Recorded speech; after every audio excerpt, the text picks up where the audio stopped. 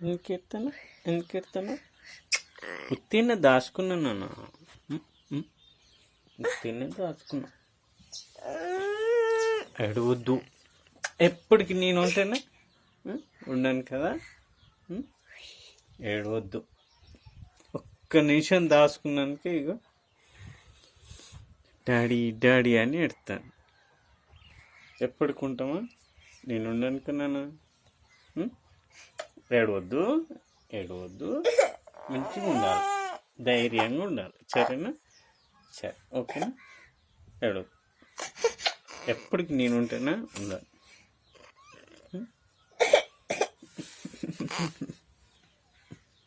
మా అమ్మ మా అమ్మ మా చిన్నతో ఇంకో ఇగో